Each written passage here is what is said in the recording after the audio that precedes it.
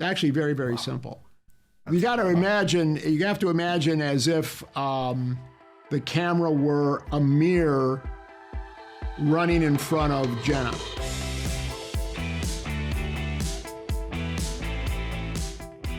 Hello, Blenders, and welcome to episode number 329 of ReelBlend, a podcast that Tom Hanks calls a poor man's Smartless. My name is Sean O'Connell. I'm the managing editor at CinemaBlend and one of the co-hosts of the ReelBlend podcast. And on this week's show, director Robert Zemeckis is going to join the show to talk about his new film Here with the great Tom Hanks, who was a guest on last week's show. You guys need to go back and listen to that one if you need to, and keep it here to listen to Zemeckis as well, too. In addition, we've been playing these movie bracket games, these movie face-offs. We did it for the horror movie season, and we're going to keep it going because we're enjoying playing it. We have a Tom Hanks bracket challenge. It's going to be coming up later on in the show. Let me introduce the boys really fast so we can get to this week's show because we've got a lot to talk about. I'm going to start with Kevin McCarthy of Fox 5 in Washington, D.C., followed by Jake Hamilton of Fox 32 in Chicago. Boys, how are things going today? Hey, Sean. Hi, Sean. Hi. I've got a message to deliver. Ooh. Someone is upset that you have not spoken to her much on the show lately. Sweet girl. Hello, Daenerys. Hi, How are Daenerys. you? Look at that sweet face. Oh, what a Hi, sweetheart. little girl. I miss her. See, now this is why you should be watching it on YouTube because you get to see You're a sweet dog. Jake's adorable girl. Yes. Sit And down. Gabe Kovacs sitting in the producer's chair. Gabe, Equally cute. And some say Daenerys' favorite uncle because I saw her just, 2 weeks ago? Jake? Yeah, very true. it's true. It's true. And you are planning a trip up there for the Deacons exhibit at some point Yeah. as well, too. Gabe gets to do all the fun stuff. He gets on his motorcycle. That's true. Rides through the hinterlands, ends up in Chicago. God damn, I want to be Gabe when I grow up. It's going to be amazing. Dude, just picture like all of a sudden you hear brrr, and you look over and it's Gabe on his motorcycle driving through the orange crisp leaves of Chicago, and you see me just riding behind him, my arms wrapped around his waist. Terrified. Your real hair flowing in the back. The hair you don't let us see. What's going on, boys? You got a junket coming up this weekend? We have one of the last big ones of the season is going to drop. We have as our attitude is, if it happens. But here's what I can tell you is going to happen: is Kevin and I are going to be sharing a drink in Los Angeles tomorrow. And I think we could say seeing Wicked. By the time you hear this, we will have seen it. And when I say sharing drink, I mean one of those big giant bowls with just two bendy straws. Oh yeah. Yeah, and I'm very excited. I haven't seen Jake in a bit, so we're excited to hang out in person. And it's that's the thing about as you get older. Now I'm like, I get to travel and see my friends. So we're excited to see the movie as well, and I'm excited to see what John Chu has done with this. I've heard really great things, and Jake and I will see it tomorrow night and have our interviews the next day. So we're excited about that. So by the time you hear this, we will have already seen it. Yeah, it'll be done. And The Heights was great, so I'm excited to see what he does with it. And me both too. of you guys have seen the stage version, is that right? I have. Yes. I see it a couple of times actually. Incredible. I saw it in London. It's remarkable. Defying gravity. So my hot take is I think the first half of Wicked is really good. I don't think the second half is as good, so which is why I'm a little concerned, not about this movie, but about the one that comes out next year. See, it's been years since I saw it, but the only thing that I really remember is loving how, spoilers for Wicked, if anyone hasn't heard this yet, I loved how the second half interlocked with The Wizard of Oz. Sure. I thought that was really cool. Is it just that you don't think the second half has as good songs? I know it's front-loaded with the better songs. Yeah, the songs are not as strong in the second half, and Defying Gravity is the best song in the whole show. That's it. I mean, that's like first half of the It's been a while since I've seen it twice. But I just by nature of being two movies, even the trailer, I feel like we're seeing a lot that is fresh and kind of added, right, Jay? Or either of you, if you remember the runtime of this movie is like, as Jake and I were saying, is the show. The length of the whole show, right? That's why I think maybe the second one, because I don't disagree with you, but I wonder if the second one has a chance to enhance from the sort of the stage. Sure. Did they shoot it back to back? Is it one? Did they shot it as one film? I feel like they've been shooting it for a long time. I feel like we've been seeing Ariana and Cynthia appearing at events together for a long time. Is this a Kill Bill situation where it was shot as one film? I think it was always. I seem to remember it always being two. Yeah, it was. They're just not advertising it as such. Though someone Dune. Why they were allowed to take pictures of the screens? My understanding is someone took a picture of the title card of this movie, and in the title card for this film, it is referred to as Wicked Part 1. And that's what happened with Dune. I mean, we when Dune came out, it was called Dune, and we all sat down, and it was like Dune Part 1. That was the first time we'd seen it labeled that way. That's fair. You know, I'll be genuinely curious to see what you guys think of it. And then it's a year until the second one comes out, right? That's a good amount of time. That seems right. Yeah, I guess so. What was the time frame between the Lord of the Rings films? That was every year. It was every Christmas, one per right? year. Yeah, it was like December. It was December every year for. I mean, I guess 2 years, because it'd be one, and then two. Because that was shot as one film, right? And then they did, it was always going to be 3 films. But it wasn't. It shot all. It was shot all at one time, but it was 3 movies shot back to back to back. Right. Have either of you started? You mentioned Dune, the Dune show yet? Prophecy. You started? I watched the first episode. Are we allowed to talk about it yet? I don't think so. Oh, okay. It exists. I'll text you. It exists. I can tell you that. You watched it for the first. Yes. Watch one episode. All right. We'll get to that in a little bit. Hello. Thank you very much for joining us. Hope you guys are watching us on the YouTube channel. For the visual element of the show, if you'd like to join us, we're at youtube.com/ReelBlend Podcast. Give us a like and a subscribe. We have pushed over 40,000 subscribers, which is fantastic. Share the show with a movie-loving friend. We always love adding more people to the show, and getting interviews with people like Tom Hanks. Robert Zemeckis obviously helps the cause and also helps us lure back future guests as well too. A couple of people that we've circled for the calendar between the end of this year and going into the Oscar season. You guys might have heard at some point over the course of time, we started the show as an awards podcast, and we like to get a lot of the directors and actors on, and we'll see how this year shapes up. We're going to have an argument, I think, later on this year about Nora. I want to wait till Kevin gets a chance to see it, but we've see it tomorrow. Excited to see opinions. Yeah. Oh, good, Kev. Yeah, I'm going to see it on 35 millimeter tomorrow, which I'm excited about. I'm seeing Brutalist on Sunday. Oh, I can't wait for Brutalist. Yeah. In 70? Is that just a screening? Or is it opening? Screening. No, it's not going to be in 70 based on where I'm seeing it. Okay. Are there interviews for that? I would love to. Yes. Yeah. I'll send you the info. What's the studio? Please. A24. A24. Yeah. We all, the three of us have to say it together.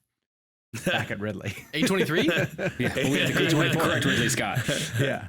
And of course, if you sign up for ReelBlend Premium, to wrap up the housekeeping bit of it, you get an ad-free version of the show and a newsletter from me every other Friday. Check the description for information on where to sign up. All right. So we're still circling here. This is the movie that came out last week. It stars Tom Hanks and Robin Wright. It is a reunion of the Forrest Gump team. So that means that they are back together with their director, Robert Zemeckis, who is a first-time guest on the ReelBlend podcast, obviously a legendary director who has a number of amazing titles to his career, and we are very happy to have him on the show. This is Robert Zemeckis joining the ReelBlend podcast on behalf of his new film here. I have to believe this concept of exploring the history of one location has been inspiring you for decades. I mean, I can't not watch here and think of Marty returning to the town square in Hill Valley, from 1885 all the way up to the distant future of 2015, and you exploring how it changed over time. Is this an idea? Is this a belief and a concept that has fascinated you for many years now? No, I haven't thought about it at all until I read the Richard Maguire graphic novel, which is what it's based on. And so when I read that novel, I looked at it and I thought, wow, this could be a really, really interesting movie. Mr.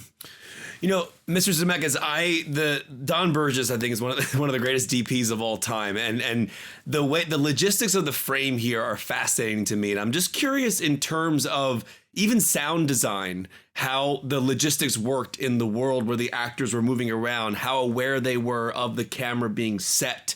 And how you kind of figured out what you were going to show us with the mirror or taking us outside at certain times. I just think it was really cool how you played with that, and also the little edits on screen with the squares and rectangles. Right. Yeah. Well, like the panels that you mentioned, those were inspired by the graphic novel. But yeah, I mean the work that we had to do to design the shot, if you will, the view that the audience is going to see, took a lot of preparation, and everything that we knew that the entire movie had to work within this one view that the audience has. So making sure that everything worked in that setup was crucial. And we did most of that work in pre-production, and we had to, obviously, otherwise it wouldn't have worked when we were on the set. Mr. Zemeckis, as a quick follow-up, there's a shot in your career that I've always wanted to ask you about, and please allow me to geek out for 1 second, because when you showed the mirror in this particular film and it kind of gave us a view behind, it did bring me back to the Jenna Malone running shot in Contact, which I have seen breakdowns of how that shot was done. I have watched that shot 1,000 times. I still don't understand how you pulled that off. And I know as a filmmaker, you're a magician. You're creating an illusion for us to believe as audience members. But can you walk through your memory of setting that up, how you shot it, and how does that shot work? Well, the shot, shooting that shot was very simple, because all we did was shoot two setups. One was we had Jenna run in front of a Steadicam, and then we shot just an empty plate of the medicine cabinet with a blue screen where the mirror was going to be, and we just shot a plate of that, and then we put it together in the computer. But she's running up the steps. Is there a cut? No.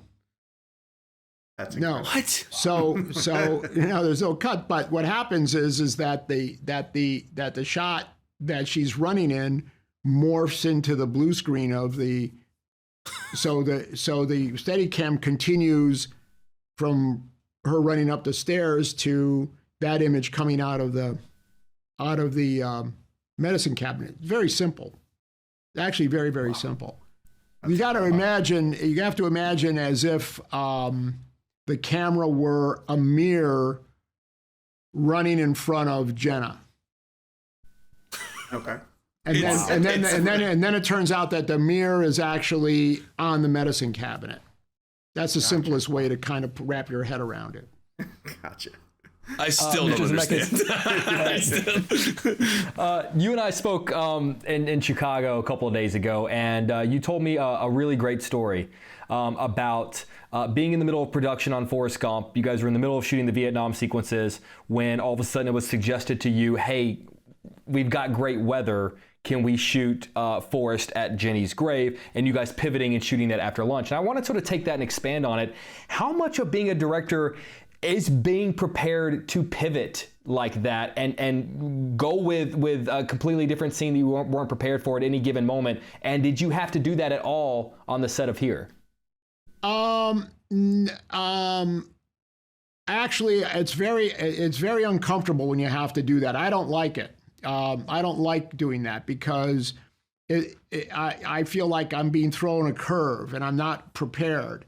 Usually it happens when things, in the case of the pivot we did in Forrest Gump, if Tom had any reservation and said, no, I really need another day to think about this, we wouldn't have done it. But the fact that he was willing to go for it, we went for it. But usually when you have to do the pivot, it's when an actor is sick or something breaks down or something didn't show up that's important to do the scene, and it's or all of a sudden there's a tornado warning and everybody has to things like that, and they're very, very disconcerting, and I don't like it. I don't like having curves thrown at me, to be perfectly honest. Mr. Zemeckis, I love the inclusion of the Beatles on the Ed Sullivan Show, playing All My Lovin'. Great, good. Seminal moment. It takes place at a part in Richard's life where he's distracted and not even really paying attention to it. I'm wondering if you remember where you were when they first played on the Ed Sullivan Show. I absolutely do. I can never forget it. I mean, that's one of those things that's why it's in the movie, because I think that the first time that audiences saw the Beatles on the Ed Sullivan Show is seared into the memory of a certain generation or a certain age, because it was one of those moments. Yeah, I was sitting in. I was watching in my living room, in my house in Chicago. I remember. Really cool. I remember it exactly. That's cool. I love that you're able to go back to that memory. Incredible. You know, we were talking with Tom Hanks earlier, and I always, anytime I think of deep focus, I always think of what Orson Welles did in Citizen Kane. I mean, he was 26 years old when he made that film, which is insane to me. But the lens that you're using here in this film, no pun intended, everything's in deep focus. every aspect of the frame is in deep focus. Can you speak about your relationship with Don Burgess, developing that idea, having everything in deep focus, the lens that was used? Because as a filmmaker, your lens choices and your aspect ratio choices, those are all narratively driven. They have to be. And I just wonder what that relationship is like with Don and the lens choice here. Don and I never spoke about a lens for as many weeks as we ever have about the lens for here. We talked about it for, I think, 3-4 weeks. It was a choosing between the 40 and the 35, and we actually built a mock set on a stage at Pinewood and tested both lenses and put them through their paces to finally make the decision. And we ended up going with the 35 because at the end of, I was wondering if the 40 would just suck the actors a little bit closer to the audience. But then what happens, of course, is that it flattens out the lighting. And then the 35, they weren't as close in a lot of the scenes, but the image was a lot more elegant. So went with the 35. Wow, that's interesting. So cool. Is the sound design affected at all? Like when they're further away and closer, did that at all play into like how you wanted the sound design to play? No, that's just the wonderful thing about having a fixed image, a fixed camera, is we could put the microphones in the shot because they're cheap. We could paint them out cheaply. So we were, and then of course you get perfect sound. So it was very helpful to be able to have the microphones just like this one is above me right here, just out of frame. But if we widen out the shot, you'll see the microphone. But then if we were able to just take it out. We don't have the budget to paint it out, so you don't have the budget to paint it out, so we won't show it to you. But yeah, that was very helpful. Yep, that's cool. In this movie, we see a life in its entirety from beginning to nearly the end. We don't always get that with characters in many movies. Oftentimes we see sort of a sliver of what is their entire life. Do you have characters in any of your films where you're left wondering, like, I wonder how things worked out for them? Has there ever been a moment where you've paused and just out of curiosity, even if we never see it, I wonder how things worked out? No, I have to be honest with you. When I finish a movie, I pretty much don't think about it anymore. I actually, I've been there, done that. I'm done. Go have a good life. We'll move on. So you never made a decision. The example I'll bring up is Tom literally at a crossroads at the end of Castaway, and we never know what direction he's going to go in. It's a great visual metaphor. Who knows what's going to happen? Yeah, no, I have no idea. What lies beneath that surface, Mr. Zemeckis? Come on. Well, I was going to bring up this story regardless because of the themes of the film, and then I learned after the fact that you actually shot at Pinewood. But I was lucky enough to be in Pinewood and be on a soundstage, and our tour guide said to us, "Do you recognize where you are?" At this point, it had been decorated for a Marvel film, and I said, "Well, no, I have no idea where I am." And they said, "Well, this is where Luke Skywalker and Han Solo got their medals at the end of A New Hope." And I felt the history, like I could actually, being on that spot, feel the impact of understanding that location. No, being at Pinewood or even all the different places where you filmed, is there a place where you shot where something else that was important to you was shot that you actually physically felt a connection to? Yeah, well, I don't want to rain on your parade, but I think you ought to go back and research whether you're right about that or not, or if they were not 100%. Oh no! Because I happen to know that the first Star Wars was shot at the Elstree Studios, and I know that because that's where I shot Roger Rabbit, which it doesn't exist anymore, and now it's a shopping mall. She lied to me. I'm afraid she might have. Do your research, but I know that Star Wars was shot at Elstree. Okay. They might have had to go. They might have had to go to Pinewood for one big scale or bigger stage or something. But so she might be right. But most of the movie was shot at. If it was shot there, the rest was shot at Elstree. I have a mission now. Yeah, check it out. Yeah, check it out.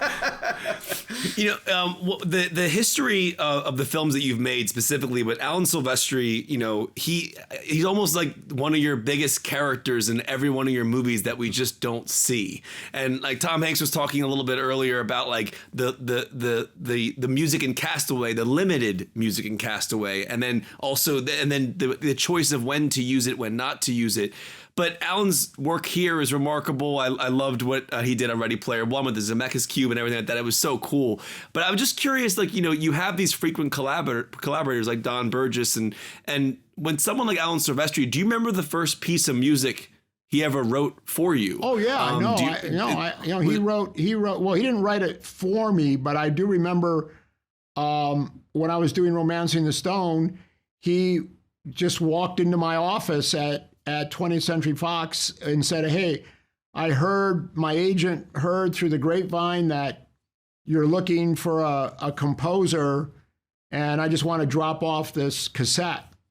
And I listened to it, and I thought, yeah, this has the right feel. And then I sent it to Michael Douglas, who was the producer of the movie, and he said, yeah, it sounds like it could work. And we brought Alan in, and the rest is history. Yeah. Wow. I am curious, though, as you've seen your film set to music over the years, do you have a particular emotional experience you remember having about a scene you directed? I'm sure they all mean something. They're all important to you. But do you remember sitting there and watching a scene of yours on screen and hearing Alan's music or any composer's music set to it, and just what you remember going through and kind of how it brought it to life? Yeah, I think of all the movies that I made, I think that Al's score for Forrest Gump is probably the one that's the most emotional for me anyway, and really brings just the perfect feel to every image in that movie. Wow, it's a perfect score. I want to talk about the idea of someone moving into your house and making it their own. And at that point, you have no control over what they do with it and what color they paint the walls and how they arrange the furniture. And I want to put that in the context of movies. So far, you've been pretty lucky, but one day someone will likely, in theory, remake one of your movies, and it'll be like them moving into your house and them painting the walls and making it their own. And I'm just sort of curious how you feel about that. Will I be dead? I don't know how that works. Because if I'm dead, I won't care. Sure. If I'm alive, it'll have to be really good. I mean, if I'm alive and they're going to remake one of my movies, it's going to have to be really good. Yeah, they better have a good pitch. And they're going to have to really improve. They're going to have to really improve it. And actually, I'd be interested to see that. There you go. Yeah. There you go. Mr. Zemeckis, we'll get you out of here on this one.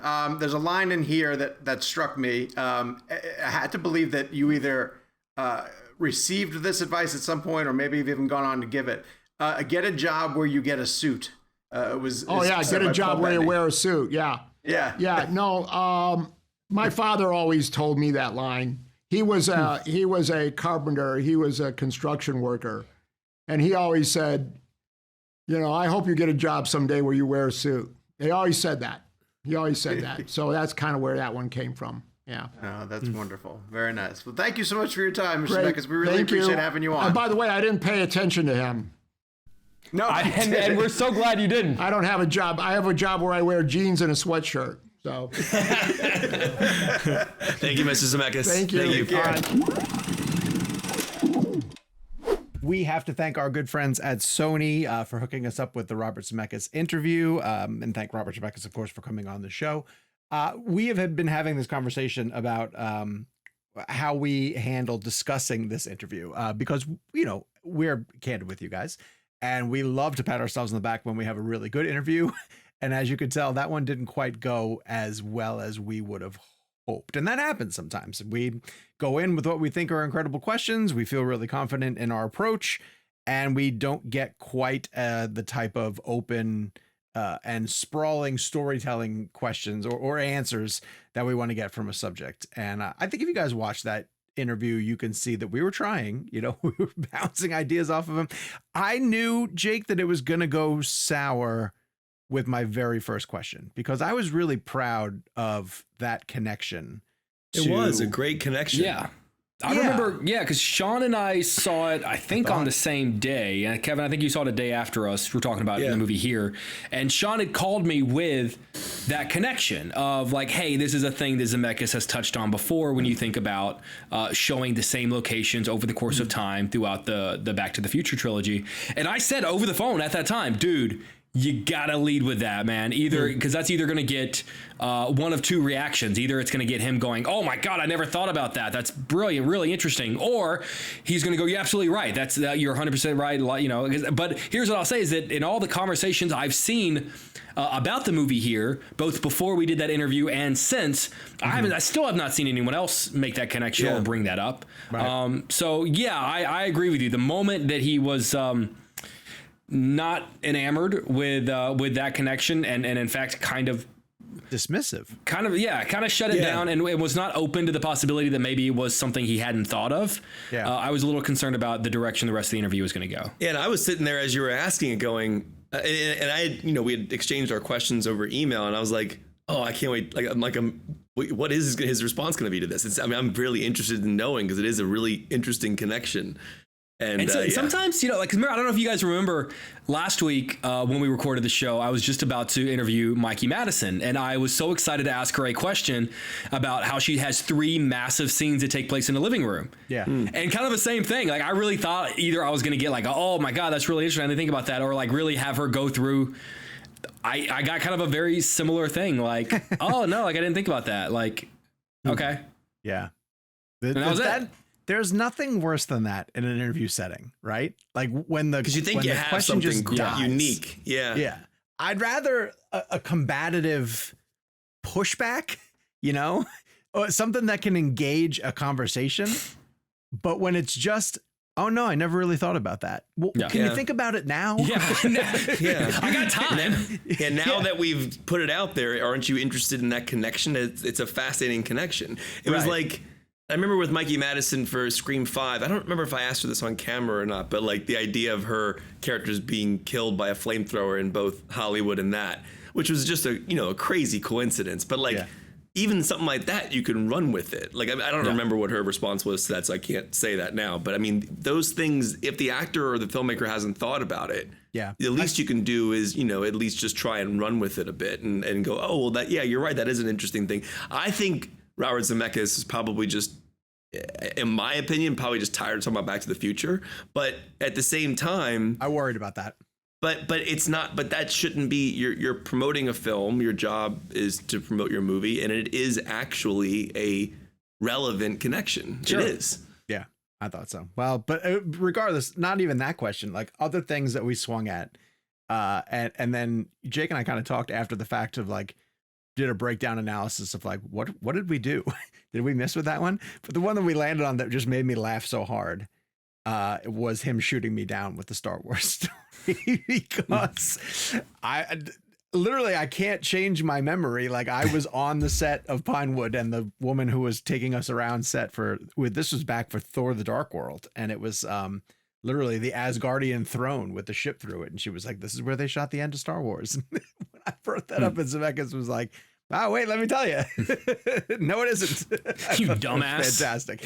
But by that point, I was just like, well, this is going to go the way it's going to go, and we're just going to ride it out. And what I love too collectively about the three of us is we all recognized like, oh, wait a second, this one's not going to go so well. And we've had them. We've had a couple of those over the course of this show. And so, we tried to keep the ball bouncing as well as we could on the court, and then we sort of moved it on. But I don't know. I'd like to get him back on. I would love to get him back on. Sure, of course. Yeah, I mean, he's standing welcome here invitation anytime, and obviously one of our greats. But I bring all that up to transition into a real quick topic of here's box office, and what it might say for the lack of a grown-up audience, quote unquote, right? Like, this is a movie that's drama that's aimed at theater goers that clamor all the time for non-sequels, non-IP, the strength of a movie star, because obviously there's none bigger than Tom Hanks, no matter what generation or decade we're talking about. They pushed hard the reunion of Forrest Gump. I did see Hanks and Robin Wright on, multiple daytime talk shows. Hanks did a couple of the evening shows and did press, coming around on a couple of different podcasts and did junket. Here only cleared 4.8 domestic. It has no international release yet. And that's not 4.8 in a limited release. That is 4.8 million domestic across 2,647 theaters. I want to get you guys' take. Kevin, what do you think? Blip or, trend of trouble for some of these, more mature movies that are coming down the pipe?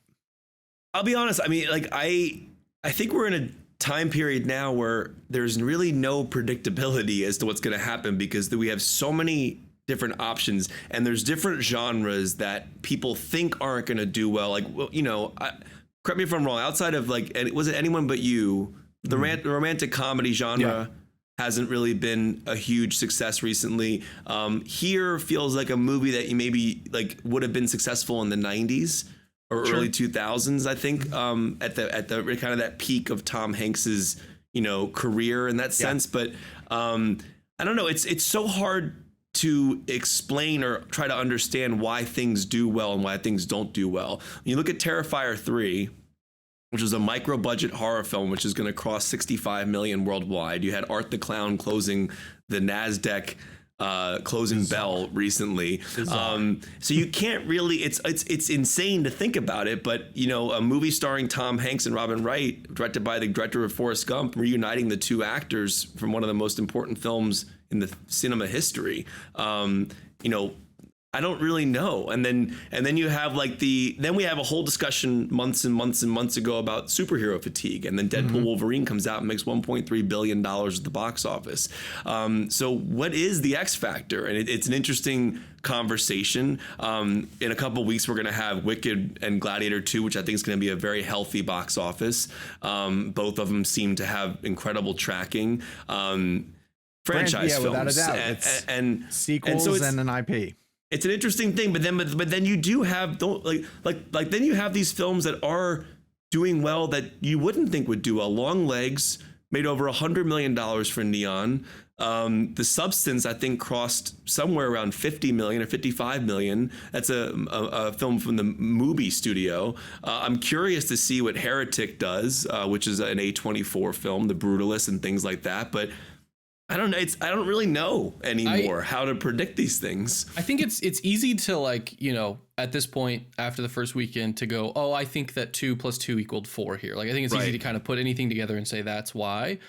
But my read on it is the trailer is a hard sell. Like, the film doesn't look, it looks unique and it looks different, but that doesn't necessarily always a good thing. I mean, we're talking about these franchise films being the sure bets type thing, but it looks kind of weird. It looks kind of weird and not in like a striking way, just very different. It's also hard to explain. Hard to explain, which Hanks talked about. It's hard to explain.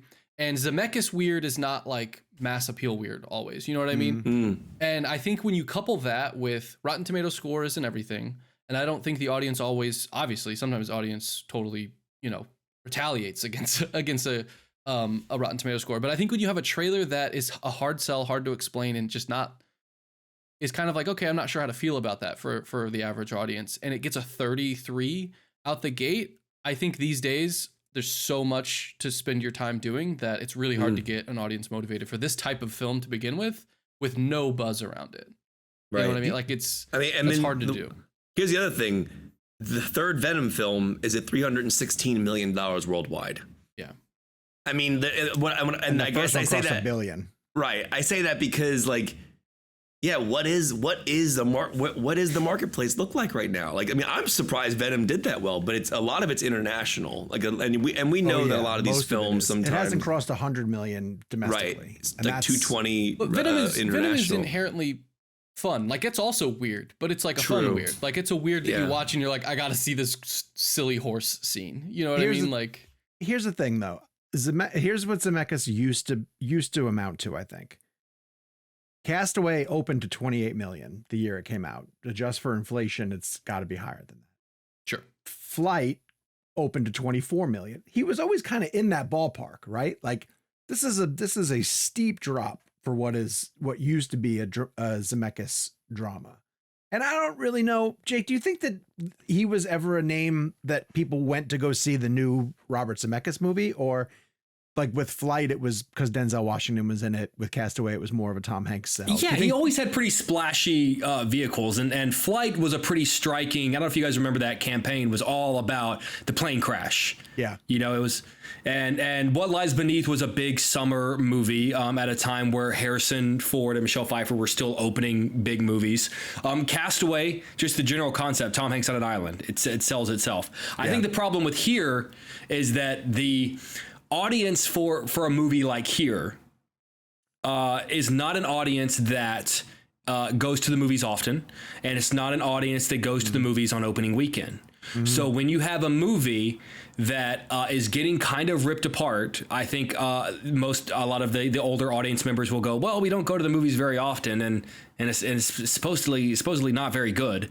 Right. And you know, by the time the people who are still interested, despite reviews, get around to seeing it, it probably won't be in very many theaters anymore. Yeah. You know, I know that, but there are a lot of people who, you know, I think on the flip side, I think like Gladiator is going to play so well through, you know, it opens the Friday before Thanksgiving. I think it's going to play so well. I think a lot of sort of the older audiences, like my parents are coming to Chicago for Thanksgiving and literally told me yesterday, my parents don't really go to the movies. Oh, hey, maybe we can go see Gladiator while we're in town, you know, and it's, I just think that what Here needed to be for the audience who I think was willing to give it a chance, it wasn't. Also, but look at something like A Man Called Otto, for example. I know it's based on a book, or it was a book, right? It's a book, I think. yeah. Yes, that movie made much stronger reviews. 113 million. Yeah, so, but remember that word of mouth. It didn't open big. It had a very very minimal word of mouth draw in January too, with far less competition. It did 12 million in 3,800 theaters. Yeah, right. But also 113 million overall. So the question then becomes like Tom Hanks is still, you know, Elvis made a lot of money. Obviously, I don't know if that was a Tom Hanks factor. It was probably more Austin Butler and the Elvis name. Elvis is a franchise again. The name, yeah. But so is Tom Hanks still a box office? Is he still bankable at the box office? As much as anyone else in his generation. You know, I think he gets as much as Julia Roberts, as much as Sandra Bullock. You know, I mean, why is Tom Cruise stuck in Mission Impossible land? Yeah, I think it's, we've had this conversation. I think it's that you're bankable, but you're not bankable only on the name alone. It has to be bankable with an exciting, like with a movie that looks good and people are telling you is good. Like it's not, you can have a good movie that no one sees, you know, and then it gets home video, like those little cult classic films or those ones that sort of blow up when they hit streaming that are good movies that just didn't have enough buzz around them to get mass appeal. A Tom Hanks can take a really good movie and get the mass appeal because you go, oh, it's really good and it's Tom Hanks giving a great performance. You know, you need them both. What one of the big differences is, and I don't know, I don't fault Hanks for doing this, but Tom Hanks crossed over the line and started doing some streaming movies. Some like of them, Jake's favorite movie of the decade. Finch. What other than Finch? What else? Greyhound. Greyhound, okay. An Apple movie. I thought there was one other as well too. Finch, Greyhound. I want to say there was one other. I thought he had another Apple one. Yeah. Either way, he produced that Masters of the Air. But Cruise, while Cruise is still in Mission Impossible land, he has not allowed himself to make himself available to, and neither has, I don't think Denzel has either. You know, like they're the last two. Well, DiCaprio hasn't. They're like, DiCaprio they seem to be went streaming. Did he? for Don't Look Up. for Don't Look Up. That's and do right. you count Macbeth as streaming? Oh, that's Macbeth was a streaming film. Yeah, for Denzel. Right. Never mind. So For is movie it just podcast, right? Cruise? Is it just Cruise then? Who's the last holdout for if you're going to watch me, you're going to watch me in a theater? I mean, he's Mr. like movies in the theater. Like, you know, that's why he's in Mission Impossible, is because he's like, I want to make big movies that. So the question would be, if Tom Cruise tried a here level movie, would the audience follow him? Well, we're about to find out. His next movie is with Inarritu. That's Sold. right. So we've been talking about this for years. I'm so ready for. I'm ready for the return of '90s Tom Cruise. Yes. Just pepper one in. You know, every couple years. No. Give us a Magnolia. One for them, one for us. One for us, one for us. Yeah. Yeah. I mean, listen. I guess we'll see what happens, but I don't know. The here box office coupled with the dumping of Juror Number 2 just has me concerned. Has me concerned for the future of some of these directors who we have loved, and I don't know. It's getting harder and harder. Didn't Juror Number 2 have a really good per theater average? Oh, I don't know. Well, I mean, 50 theaters said all it had to take was like 8 people per theater. So wait, so Juror Number 2, well, this is interesting. It made $5 million international, 90,000 domestic. So they pushed it harder in other. I thought it was going to like. Wow. For some reason, I thought they were opening it in like the Middle East. There was like some weird territory that they were going to open Juror Number 2 in. I don't know why. Huh. I have no idea the Well, release pattern for that movie. sometimes international markets have like, it's like, oh, this turns out Clint Eastwood's very popular. Yeah, you know, like sure. it's sometimes there's just territories that work out though for people who have worked for that long. If it was shot there, I would get it. I'd be like, oh yeah, I understand. People might want to go see. But it was shot in Savannah, oddly enough, where I just was. And from what I understand, it didn't really take use of the location. But I don't know. We'll see. You guys will probably see that on a plane at some point soon when you're traffic someplace. Hey, look, Juror Number 2 is on here. I'll throw it on. Okay, so we are going to try a Tom Hanks best movie bracket fight, and I'm going to do everything in my power to make sure that Road to Perdition places fairly. Places fairly. fairly. Come on, Okay. Come on. places fairly, so that Jake doesn't wait it. Cloud Atlas. Yeah. Hey, This no is a spoilers. reason- We'll get there. This is a reason for you guys to tune over to the YouTube channel. So remember, it's youtube.com/ReelBlend Podcast. Here we go. I'm excited. Quick intro. These bracket fights we've got. I did not put these matchups together. This was one that was preloaded. I did go through it and I approved it. I liked it. And I was like, you know what? I'm not going to make any changes. There's some really fun matchups that come together here. There maybe he's got such a long filmography that maybe there's some stuff overlooked here. But I think the hits are here and a good spread of what Tom Hanks does. And the way this works is it's kind of a this or that situation. They go head to head, and we have to decide which one are we going to put ahead of the other. And we'll go in order until we have our de facto best, I guess we'll call it. Tom Hanks film. To start things off, we have Forrest Gump versus Joe versus the volcano. Forrest Gump. Forrest Gump, easy. It's Gump. It's Gump. Yeah. Oh, Sean voted Gump. It's Gump. Yeah. All right, clip it. We're done here. Put that on social. Tag Sean. All right, Forrest Gump takes it. Up next, we have Sleepless. Oh wait, let me pause for a second. Go ahead. You know what I Okay. did listen to is the score for Forrest Gump this past week. It's beautiful. It Oh, it's really incredible. is. It's a great score. It's an incredible score. But having Hanks talk about it in our interview, I was like, all right, let me give it a chance. And I just threw it on the background. I was working, and I was like, yeah, this is really fun. Yeah. So it works for you if you don't really watch the movie. You just listen to it. Yes. Script is dog shit, but the score is good. Jesus. No, that movie's great. We have Sleepless in Seattle versus You've Got Mail. You've Got Mail. Sleepless. You've Got Mail for me. I know Sleepless is the I feel like the popular choice, but I prefer You've Got Mail. I love You've Got Mail. I like that he's a little bit more prickly in this one. Yeah. I like the timestamp of AOL 90s, era internet.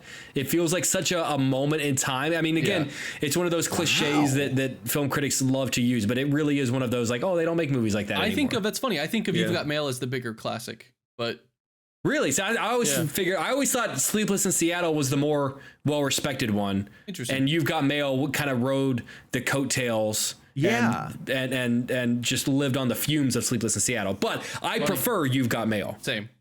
See, and I I thought that they made You've Got Mail solely because of the critique that in Sleepless in Seattle, they don't meet till the very end. Oh, interesting. But it's funny. In You've Got Mail, they hate each other the whole time. It's so good. You've Got Mail is so good. Yeah, it's so the great. ending. Yeah. Interesting. All right, I would be Sleepless and it wouldn't be close. But And one of my favorite gifs to use is Tom Hanks typing on the. Yeah. He's so fucking. Maybe I need to give it another rewatch. All right, You've Got Mail moves on. Wow, interesting. Then we have Captain Phillips versus Sully. Captain Phillips. Captain Phillips. I think that you can make a really solid argument that that's potentially his one of his all-time great performances. Yeah, Which didn't get recognized. It didn't. How that didn't get an Oscar nomination, I'll never understand. I do think Sully is underrated. Underrated in really? this decision. I think Sully is remarkable, and I think it's an incredible film. That's a strong But matchup. Yeah. I do think Captain Phillips, because Paul Greengrass directed that film like remarkably, and the ending scene when he breaks down. It's That's just not my blood. Can I just say really quick for those of you who are watching us on YouTube? Yeah. Tell me that Sully poster doesn't look like a fake movie. And you know, like in movies where they like have fake posters, Yeah. It does. and they try to do like fake trailers, like coming this fall, Tom Hanks is Sully. Like that looks like that movie does not look real. Yeah. Well, sadly, a lot of Clint's movies kind of come across that way. I mean, It he's looks got like some someone- classics. but- It looks like someone took like a Catch Me If You Can photo of Tom Hanks and then like photoshopped his hair and stuff. Yeah. Like it does. You're correct. I recommend rewatching Sully. It's so good. I only saw it the one time in theaters. Kev, It's so I remember good. not loving it. Is your official vote Sully or is it officially? No, I'll go Captain Phillips. Okay. Just because I think Captain Phillips is one of the direction in that. I mean, I love Sully too, but Captain Phillips is incredible.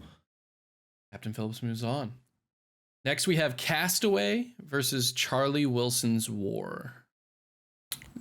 To me, Castaway is Castaway. Tom's best performance. Yeah. Well, we're not. Are we talking performance or movie? Well, movie. I think it's one of his best movies. I think Castaway is a masterpiece. I think I want to pick Charlie Wilson's War, No. but not for Tom Hanks. Like that's the problem. well, that You know Philip what I Seymour mean? Hoffman's freak out scene is fantastic. Like I think that carries it for me. But I mean, I'm not mad at Castaway moving on here. It's Castaway. Yeah, it's Castaway. Shout out Charlie. I'm gonna hide my. I'm gonna protect a few of my cards, but I might have some controversial takes. Ooh, are you getting? And I quote, spicy? I might. I might have to get a little spicy. Kevin, do the chair thing. Have we gotten spicy during the bracket challenge? I don't know. Not yet, no, but we may. All right. Castaway moves on. That brings us to Big versus the Burbs. For me, it's Big. The Burbs I've maybe seen once. I don't know that that's blasphemous, but Big was more of a movie. Yeah, for me I gotta growing up. go. I gotta go big on this one. It's big. We're going big or going home. You know what they say. I cannot stand you with this next matchup. You son of a bitch. I didn't technically do this, but I like it. I saw this and I went, well, this is great. I can't wait to see Jake's face. We have that's Road to interesting. Perdition versus Cloud Atlas, which Jake wishes were on opposite ends of this bracket. Yeah, because I love. I to me this could have very well been my championship. Yeah. So this hurts my soul, but I am gonna have to choose Road to Perdition. You gotta. It's Road to Perdition, which I actually think is Tom Hanks' best movie. Personally, I'm Road to Perdition also. I'm kissing you right on the mouth tomorrow, Kevin McCarthy. It's a remarkable film. Right on the Sam mouth, Mendes. and it's gonna be wicked. All right, Road to Perdition. I remember the first time I saw Road to Perdition. It was this is tough. Now we have Philadelphia versus That Thing You Do, which I know Sean in particular loves That Thing You Do. But Philadelphia is also Philadelphia. That is Damn. really hard. I'm gonna go That Thing You Do because I've seen That Thing You Do more times, but Philadelphia, both of those are incredible films. But I'm gonna go That Thing You Do. Here's the argument that you can make, but I won't. I don't think I'm gonna make it. All right. But Tom Hanks is more relevant to Philadelphia. Yeah, exactly, But yeah. he directed that. But Thing he You Do. directed That Thing You Do. Yeah. Sure, yeah. All right, never mind. It's That Thing You Do. I'm also choosing That Thing You Do. Wow, okay, That Thing You Do. I think, Holy and cow. I use this as a factor when crafting my top 10 list at the end of the year. Replay value matters. Okay. Yeah. But Philadelphia. But that really like kind of handicaps like movies that are harder to watch but are fantastic. I don't know. There are a lot of movies that are hard to watch on this list that I've watched a lot. Some of the greatest movies of all time I've only seen once. But I don't knock the criteria, but I do think it does a disservice to some movies that are just undeniably great. I said A factor. I said A factor, not the factor. Everyone take a deep breath. Not knocking you down. Not knocking you down. No, I got but that thing you do will move on. Next we have A League of Their Own versus Turner and Hooch. A League of Their Own. A League of Their Own. That one feels League of Their Own. I do love Turner and Hooch. Turner and Hooch is great. That dog. Philadelphia got first rounded. Yeah, it's tough. Damn, it's cutthroat. Forrest Gump versus You've Got Mail. We're gonna finish for new folks here. We're gonna finish this side of the bracket, then we move on to the other. Gump. It's Gump. Oh, I would give it to You've Got Mail. I kind of want to give it to You Got Mail. I love You've Got Mail. Jake, I'm going to use your criteria here. I would watch You've Got Mail more. I have seen it more than Forrest Gump. There are some movies that you only watch once, Gabe. Well, hang on.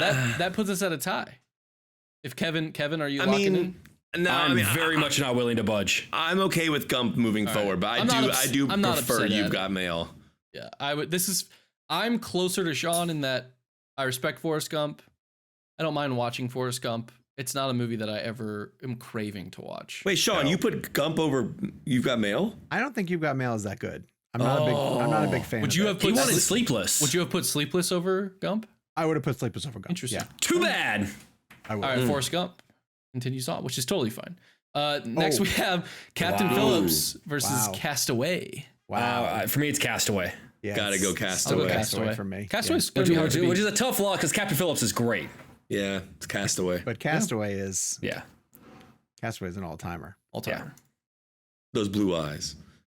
Now we have Big versus Road to Perdition. I think this is Road to Perdition. Perdition. Yeah, this is where Big, I think, falls off. That's a tough one. Wait, Sean, what was your choice? You look like you were a little... Ooh. I don't know yet. I'm thinking. Wow, I'm surprised. I mean, Big is, Big is a terrific movie. Yeah.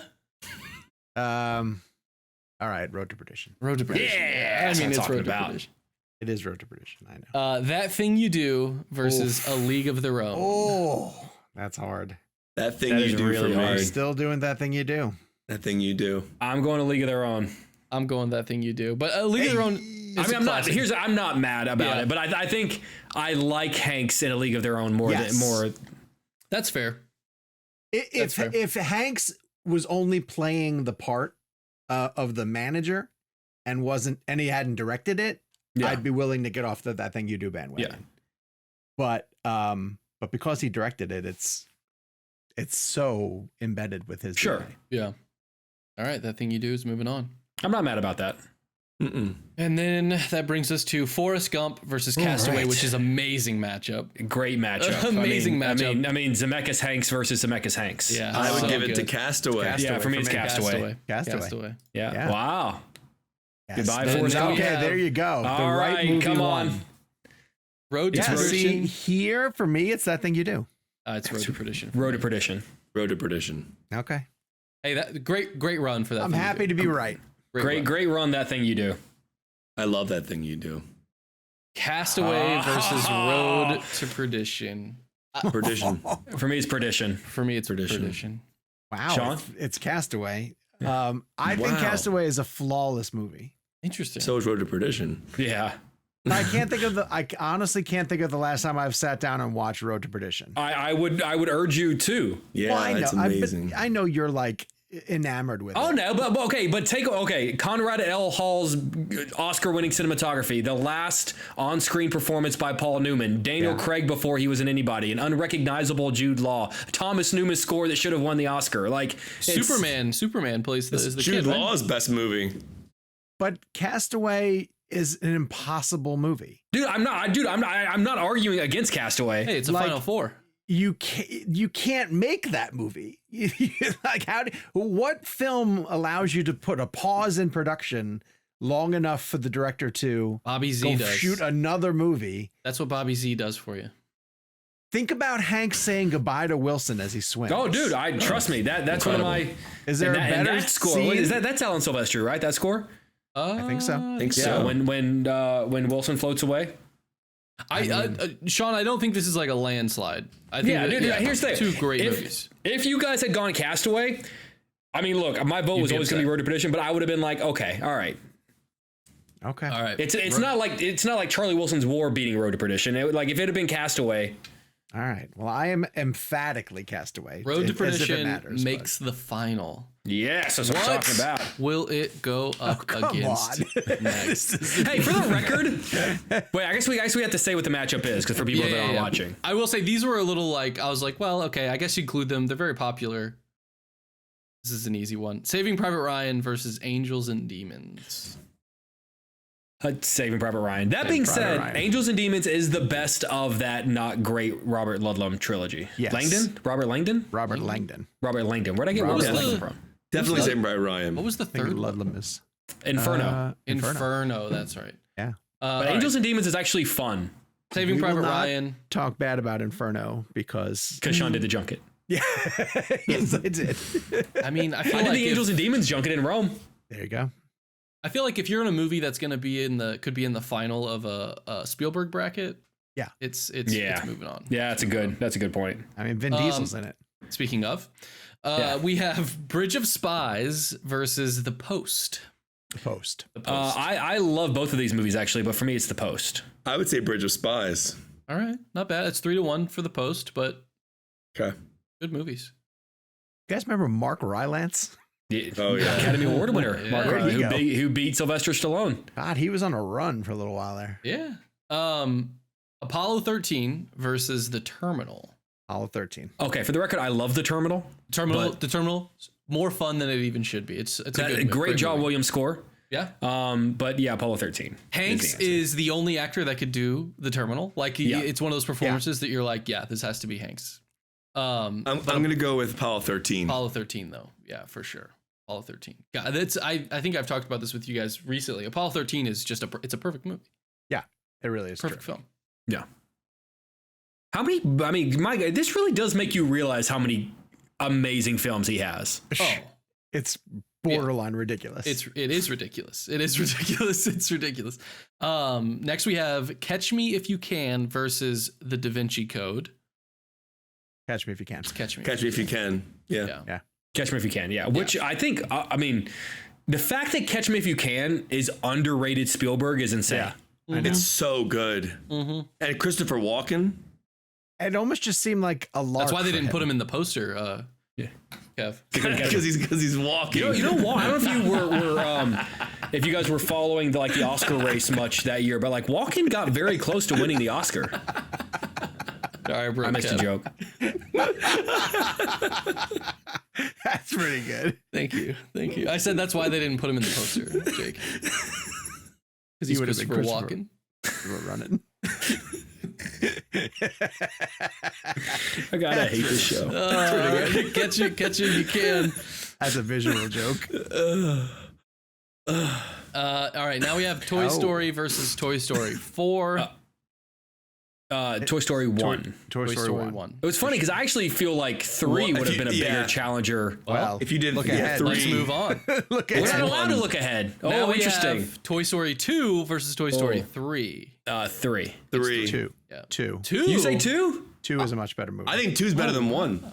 Whoa. 2 is better. 2 is better than 1, and 2 is better than 2 is the best. 2 is the best of all of them. I think 3 is the best. 1, I think it's the credit of being. It's one of those ones where it's like it's kind of was absolutely, you know. Yeah. Pioneering, but 2 is a better story. 2 is a much better story. 3 though, arguably the best. But, yeah, but I'd still go 2, but that's okay. All right. Story 3 moves on. Then we have A Beautiful Day in the Neighborhood versus Saving Mr. Banks. Beautiful Day. A Beautiful Day. Dude, Sean, do you remember me weeping in the theater in Toronto? And Sean being like, dude, are you okay? Are you okay? Beautiful Day. I'm neither. I don't really care about either of these movies. What? To be honest Dude, with you. Beautiful Day in the Neighborhood's great. I will say I don't feel super strongly about either of these, but Beautiful fine. Day. Dude, that was his last Oscar nomination. Beautiful Day. Well, it won't be. Beautiful Day in the Neighborhood. My issue with Saving Mr. Banks is I don't think Disney should be allowed to tell Disney's story.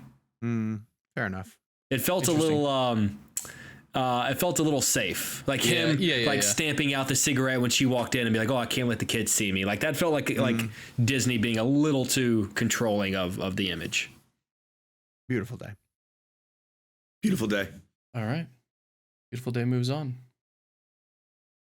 And then we have The Green Mile. Great. People at home have been waiting for The Green Mile versus The Polar Express. I think Green Mile is one of his best. I'm saying Green Mile. It's got to be Green Mile. I do think Polar Express is underrated, though. Okay, hot take. Green Mile just as good as Shawshank. No. I think they're actually closer than. I think they're close, yeah. In terms of Frank Darabont, Stephen King prison movies, which is a very small niche. It's a perfect franchise. I'll give you that. Yeah. I can't wait for the third one. It's 2 for 2. But Darabont's best is The Mist. Oh, Best? really? I don't know about I The love Best. The That's Mist. not even his best Stephen King movie. Oh, dude, the Mist is ending of great, The though. Mist. Yeah, but I that's love the why. ending, yes, but as a whole. Yeah. The I Green think it's not his Mile. best, but it's his most insane. That movie is incredible. Then we have Saving Private Ryan versus The Post. Hey, beard versus beard. Saving Private Ryan. Yeah, it's Ryan. Saving Private Saving Ryan. Private Ryan. And That one's gonna be tough to beat. Love The Post. Yeah, I do too. Wasn't that your number one that year? Yeah. Nice. Another great matchup. Apollo 13 versus Catch Me If You Can. Wow. Catch Me If You Can. Hanks. I mean, any other actor would love to have just These these two two movies? movies. Yeah, just these two. Just these two. Yeah. This is a great career. Yeah. Wow. It's Apollo 13 for I'm me. going Apollo, yeah. I'm gonna go Apollo, but it hurts my soul to lose Catch Me If You Can this early. And then Kevin, I respect you for choosing Catch Me If You Can. I'm love that movie. I'm okay I do with too. it, knowing that Saving Private Ryan is still in the race. You know what I mean? Like we still got. It's too light. It's just a little too lightweight. Apollo 13 has deeper themes and meanings. I think Catch Me If You Can is almost. I feel like it's so good it looks too easy. Yeah. Yeah, that's a good way of putting it. Yeah. All right, Apollo 13 moves on. These are so fun. Then we have Toy Story 1 versus Toy Story 3. One, baby. I'm going One. 3. I'm going 1. Yeah.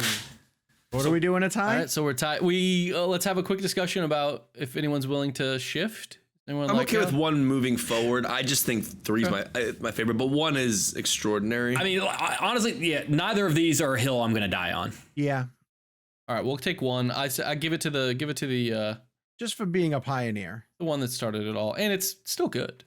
Yeah. Next, we have A Beautiful Day in the Neighborhood and The Green Mile. Green Mile. I'm going Green Mile. Green Mile. Green Mile. Rest well, John Coffey. Oh, what a matchup. Then we have a finals that anyone would die for, which is Saving Private Ryan versus Apollo 13. Ryan. I'm going This- Ryan. It's Ryan, but man, do I wish Apollo 13 was on the other They're side. very close. The thing is, Private Ryan is such a technical masterpiece. Like, I mean, yeah, but 13's like it's not an very easy good. film. no. I know. It's I don't think they're extremely close. good. Really, No, I love Apollo 13, but I think Saving Private Ryan's on a different level. I think it's clearly Ryan, but man, like Apollo 13, like I said, I think it's just a perfect movie. It's hard to say goodbye to a perfect movie, but Saving Private Ryan also a perfect movie. I mean, you're pitting. I think what it breaks down to ultimately is Ron Howard on his best day is not going to be as good as Spielberg on his best day. Yeah, that's That's a what I good, think it comes down to. good point. I think that's fair. Saving Private Ryan moves on as it should. Then we have Toy Story 1 versus The Green Mile. Toy Story. I'm saying Green Mile. I'm saying Green Mile. I would say Green Mile. Green Mile. Wow. All right. Green Mile moves on.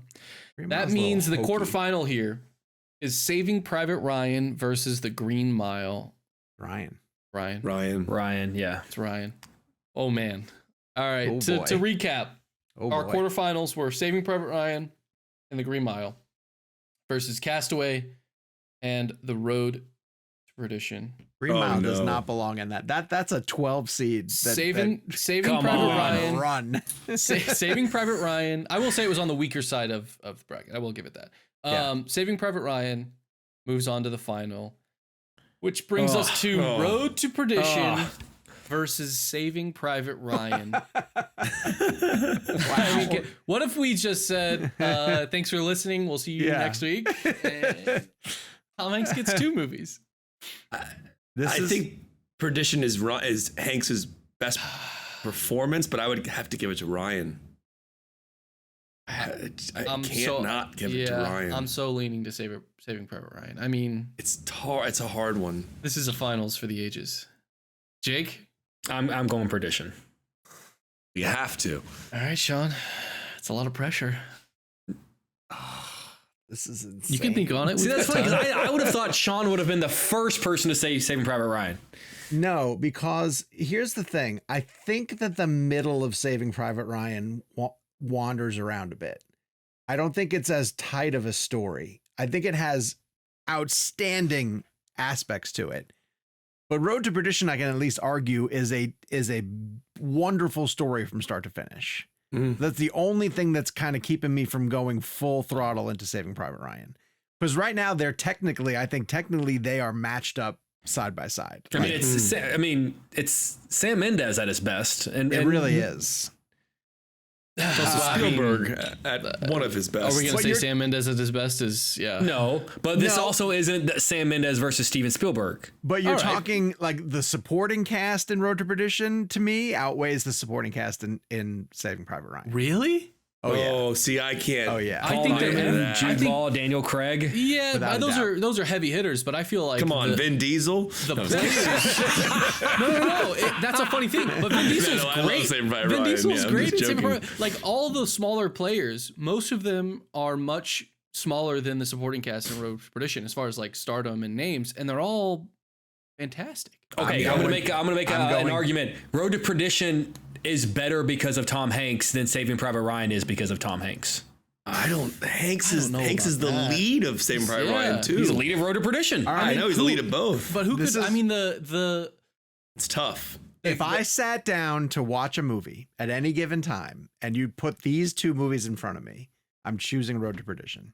So you haven't seen Road to Perdition in years. I know, but I know it's a better movie overall than Saving Private Ryan. I mean, I love both of these films. I don't care. I mean, it's not that I don't care, but I think Saving Private Ryan is a better film, but it's about hard. giving it to Road to Perdition. I think that's and remember, fair. I came into this conversation saying I'm going to make sure Road to Perdition doesn't make it all the way to the end, and I might be the one pushing it over. For me. Didn't you say that thing you do over Road to Perdition? I did. And so you said that thing you do over Saving Private Ryan? Yeah. No, I wouldn't do that. Absolutely not. I wouldn't do that. No, that would be silly. What sort of Road to Perdition winning is great. But also, on the flip side, I wouldn't be mad at Saving Private Ryan one. You guys want to do rock, paper, scissors? Well, what do we do in a tie? Yeah, how do we do it? I was flipping a coin. Yeah.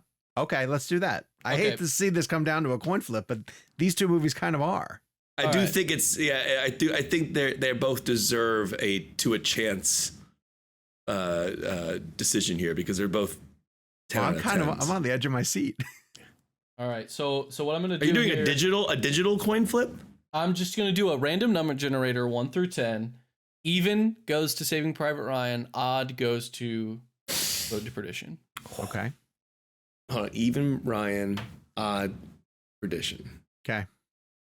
It's an even number. Goes to Saving Private Ryan. Wow. It's a coin toss. What are you going to do? It's basically like the NFL overtime rules. If you win the coin toss, you win the game.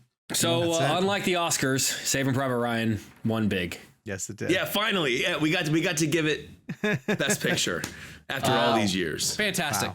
Fantastic run for everyone there. Castaway making the quarter. What a fucking career. Right? Look at you see it this way? Can I just give the final four one more time? Castaway, Road to Perdition, Saving Private Ryan, The Green Mile.